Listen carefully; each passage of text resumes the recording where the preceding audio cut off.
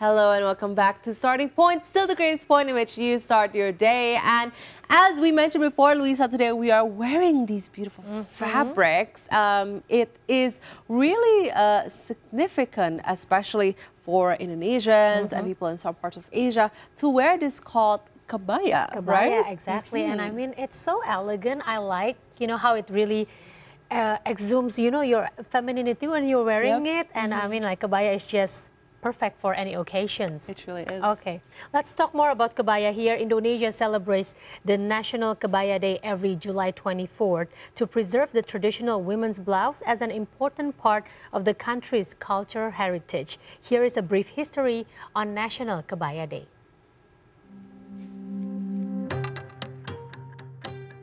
The long history of Kebaya reflects the incorporation of local tradition and international influence.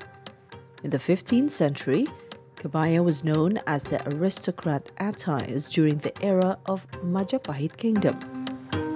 During the colonial period, Kebaya developed with the influences from the Dutch, Chinese, and Arabic. In the beginning of the 21st century, there was a movement to preserve Kebaya as cultural heritage. Many stakeholders felt the urge to preserve and introduce Kebaya to a wider audience, particularly the young generation. National Kebaya Day was first celebrated on July the 24th, 2021. The initiative began from Kebaya lover communities, academicians, and public figures who are aware of the importance of Kebaya preservation. The day also aims to pay respect to Raden Ajeng Kartini, a national heroine known for her struggle in women's rights and her Kebaya attire. The celebration of National Kebaya Day has several goals, from increasing public awareness on the importance of preserving Kebaya as cultural heritage to highlighting Kebaya as a symbol of identity and national pride, and to encourage designers and players in fashion industry to create Kebaya in modern touch. Each year, the National Kebaya Day is celebrated with various activities such as Kebaya Parade, Kebaya Design Competition, talk show and seminar on Kebaya preservation. There is also an exhibition that showcases Kebaya collection throughout the time and across the country.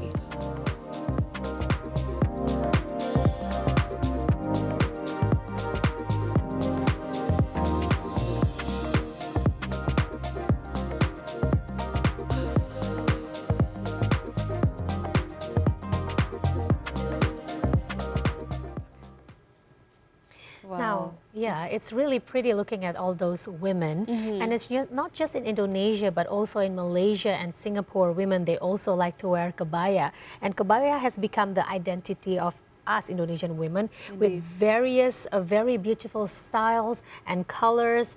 And MediaCorp Singapore have initiated a documentary film about Kebaya titled Kebaya Gaya Nusantara. Now we have our guest today. We have Linda Ibrahim. She's a business consultant and also one of the main researchers of this documentary. Yes. Linda, tell us first about this documentary. It's titled Kebaya Gaya Nusantara. Correct. When was this documentary published and what is it about specifically?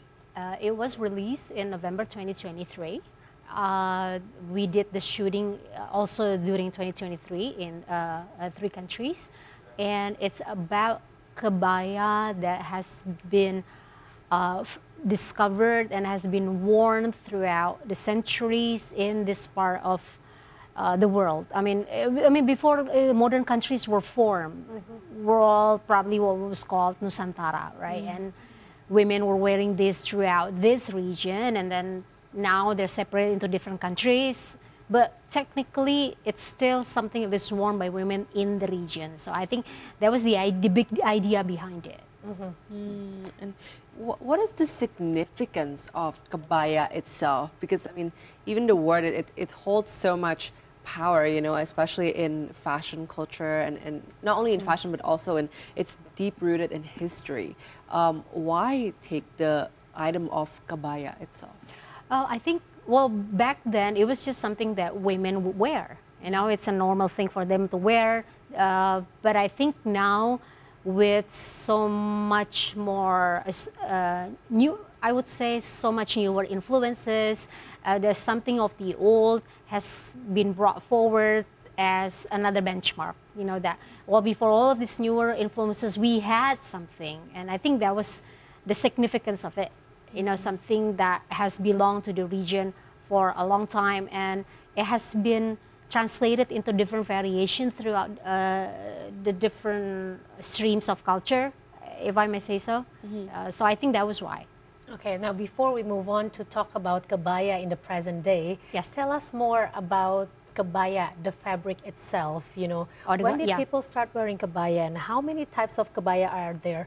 Okay. And what is the Kebaya you are wearing now, too? Yes, you look Yeah. really beautiful. Oh, thank you. So are you, the two of you. Okay, so based on my research, early discoveries of, early proofs of women living Kebaya, I think have been found in the 17th century, even 17th or 18th century. Wow. I mean, there were records of European travelers going to this part of the world, women wearing something that at that time, a lot of them were referred to as kabay, from the Persian word kabay. It's like an outer garment. And then you did find that the Mughal emperors in India were wearing that already. And they had a lot of Persian influence, and in the court of Java, the women started wearing it as well. So that went as far back as that. And I think Raffles had a drawing as well in 18th or 19th century about women wearing what we call now as a kebaya encim somewhere in Malay Peninsula. So that went as far back as that. Your second question is, what is kebaya? The definition. The definition that we now in a modern time have come to agree is it's a top garment with a front opening. It has to have a front It has opening. to have a front opening. Oh, okay. Right? Yeah. It has to have a front opening. It has to have sleeves. Short is okay, but sleeves, you know, and then it has to be symmetrical. That's like the classic definition of it. But obviously, we've seen variation of it, the modern ones. And going into your third question, the types of kebayas in Indonesia. After all of this euphoria about kebaya, the good thing is we start researching, you know, and then I believe now the national team of kebaya have come to agree that what we have now in Indonesia is 5 types of kebaya. The first one is the kutu baru, the classic, like the one you're wearing. Yeah. But the middle lapel should be actually shorter, and then you would wear something underneath to cover your stomach. I mean, that would be like the classic one, the ideally. The ideal way to wear kebaya. Yeah, with the sash and then with the kain batik.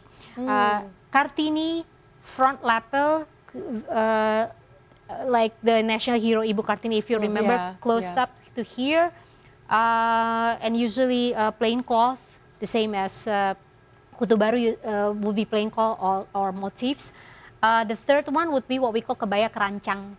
Kerancang is embroidery. And it's yes. So this is kerancang? This is kerancang, but this is kerancang from West Sumatra, Padang. It's very pretty. Thank you. Yes. And I like how really the contrast of the the black and white, it just pops out the pattern of it. Yes, and you would see kerancang as well a lot on the northern and southern coast of Java and certain parts of Sumatra that had Chinese influence.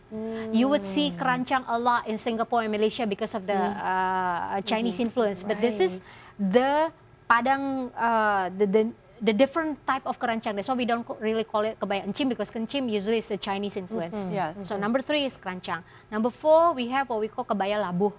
Usually the Melayu women on like northern part of Sumatra or Borneo, Kalimantan, they will wear them.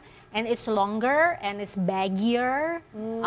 So it covers a whole lot more. So not very much different from what Audrey is wearing. It's just longer sleeve, I would say, and then the longer edge, so it would go to your knees. That would be kebaya labu. And the last but not least, and this one has been confused a lot with kebaya kerancang, is the kebaya noni. Kebaya noni, nowadays, you see more in the eastern part of Indonesia. It was worn by a lot of Dutch women when they start arriving in Nusantara in the 17th, 18th century. Actually, in the preliminary program that we saw, there was a footage of that Dutch women wearing all white with lace. I see. But it's lace sewn on the edges, not embroidery. Embroidery is you actually embroidery on the fabric, right? It was just lace, then they attach. And that kebaya, the Dutch kebaya, that Dutch women would wear in Nusantara many centuries ago. Now you still see them in eastern part of Indonesia, in Ambon, Manado to some point, and NTT, East Nusa Tenggara. You would see them a lot. Wow. Still, and then usually just white. You might wanna wonder about Kebaya Bali, because a lot of people ask me about that as well. Kebaya Bali, the only difference is how they wear the sash, because the sash usually you wear it here, right? But them they wear it on the waist. That's the only difference. Sentang, yeah, sentang. But the type of kebaya back then, I think they start wearing Kebaya Kartini type, but nowadays. I saw a lot of Balinese young women wearing the kutu baru, maybe because it's sexier. But the only difference is just how they would wear the sash. Okay. Wow. I learned so much in just 5 minutes first of this interview. I mean, now I know that there are 5 types of kebaya, and wow. I mean, we have to be proud of it, because in Singapore and Malaysia they don't have as many. They have mainly kebaya encim, kebaya kerancam, yeah. They have that lot. They have the kebaya labuh, because it's the Melayu, you know, the longer version, which people often confuse with baju kurung. That is not. Baju kurung has a back opening. Okay. Kebaya has a front opening. And in Indonesia, they sometimes confuse that a lot. They say kebaya kurung, and I say no.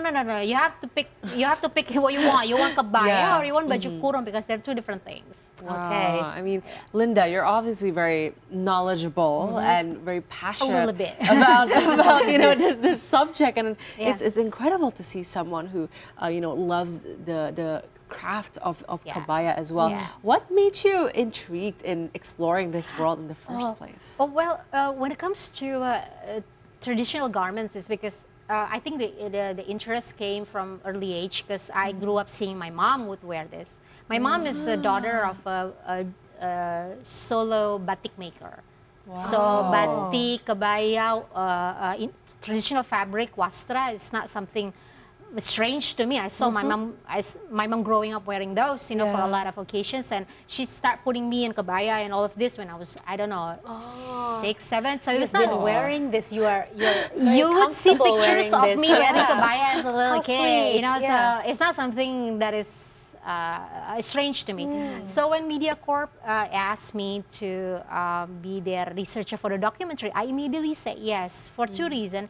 It's something that I like, and I think I would learn even a lot more as a researcher, you know. Although they asked you to come in as a researcher, but then you will learn a lot more. I feel, and I did learn a lot, you know, discovering literatures and meeting sources. I learned so much more from them, actually. Within like the span of 6 months, I was like, ooh, okay. My eyes were open to so many things I had not known before.